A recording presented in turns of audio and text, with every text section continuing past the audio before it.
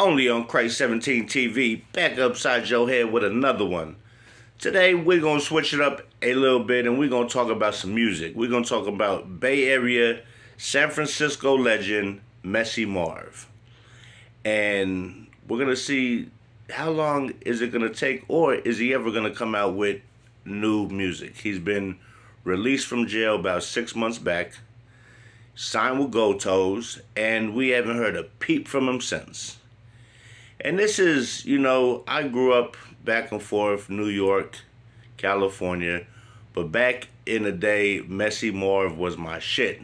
Early 2000s, Messy Marv was the Mac Dre and Marv was like the hottest shit to me in the whole Bay fucking area. Mac Dre died.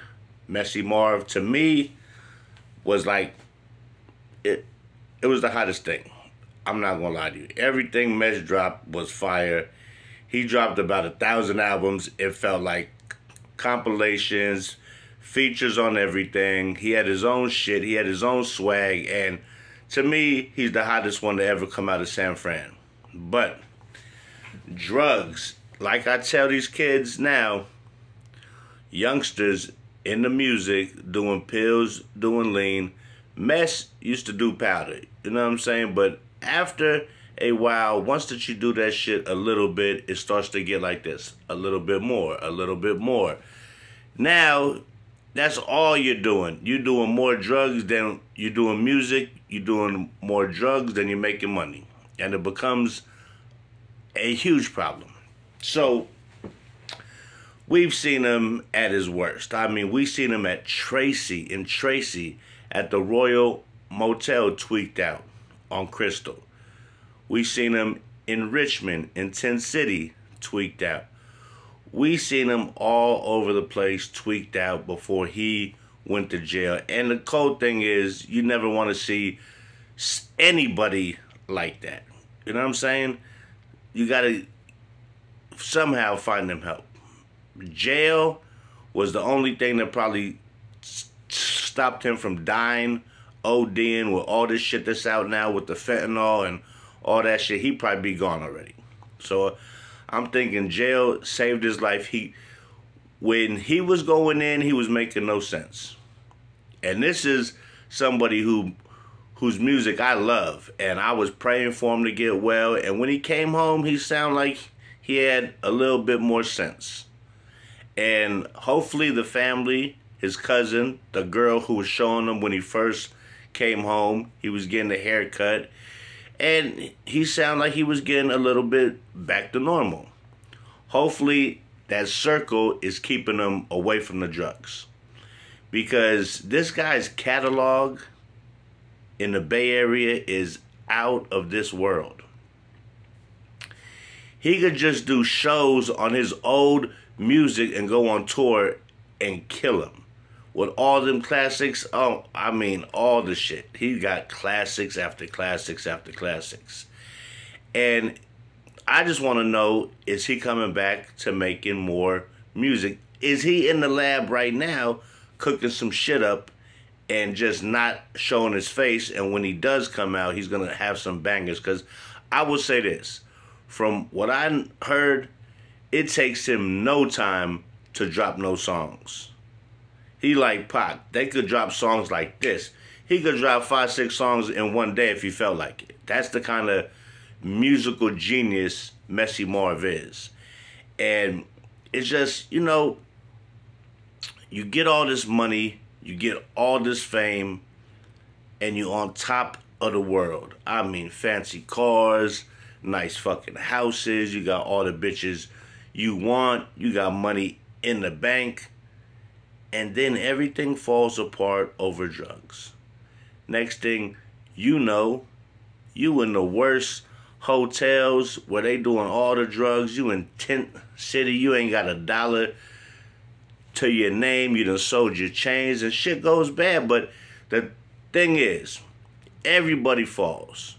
But can you brush yourself off and get back up and get at it again, which I think Messy Marv can. And I'm waiting to hear some more music, man, to hear some more classics, and I will hope he could squash his beef with Jay Diggs, Filthy Rich, and really come out with a Bay Area classic with a lot of folks on his album, squash the shit with Short, and just get back doing great music, man. I would love to see an album with him and Juice, him and Filthy Rich, even him and Burner and Jay Diggs and all these guys back at it as one. I mean, there's so many legends in the game from the Bay Area that don't get no love, like Keek the Sneak, Filthy Rich, even Juice. I mean, we got Mac Mall, we got Doobie. I mean, the list goes on and on and on and on. And I just think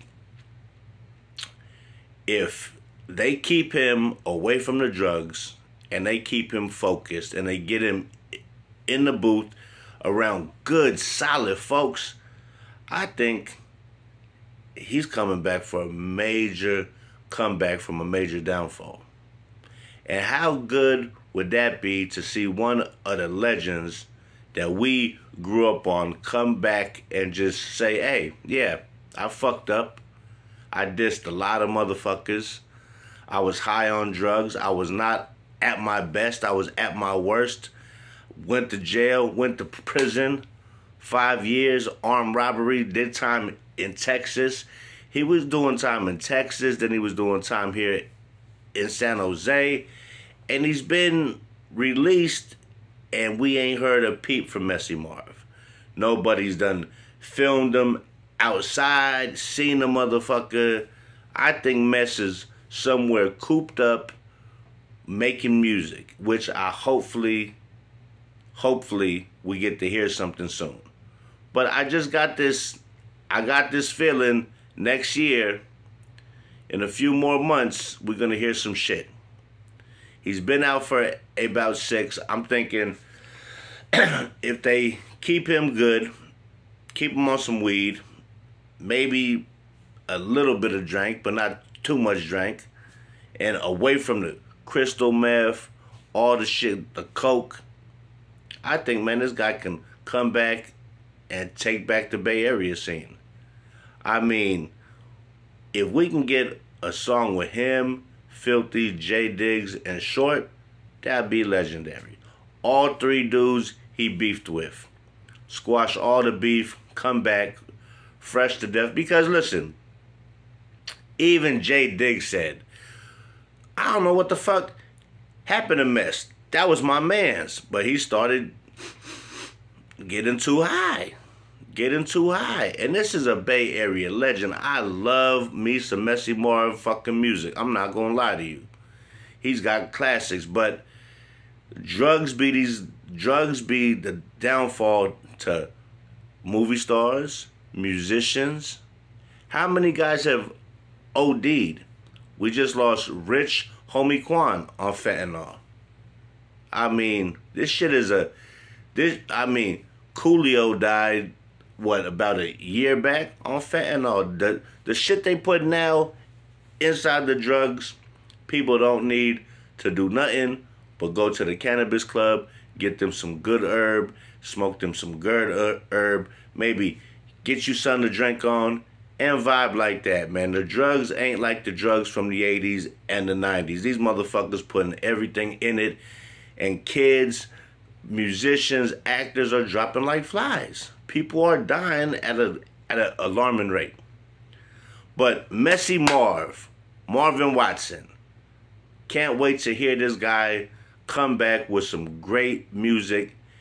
And everybody counted him out. I was praying for him because he's one of my favorite fucking artists out of California. Out of anything, period. I've played more Messy Marv, Mac Dre, and the Locks and Mobb Deep than I probably play any other fucking music in my life. Besides some Mac Mall. I love me some Mac Mall too.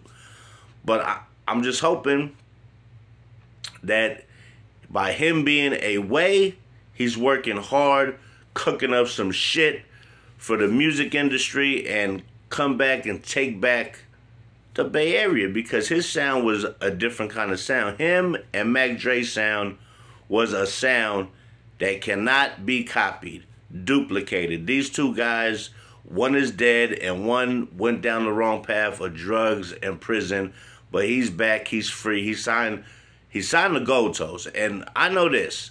Gold Toes is going to take care of that guy. Gold Toes is businessman, and he wants, he knows this guy from San Francisco, man. These guys go back about 30 years. You know what I'm saying?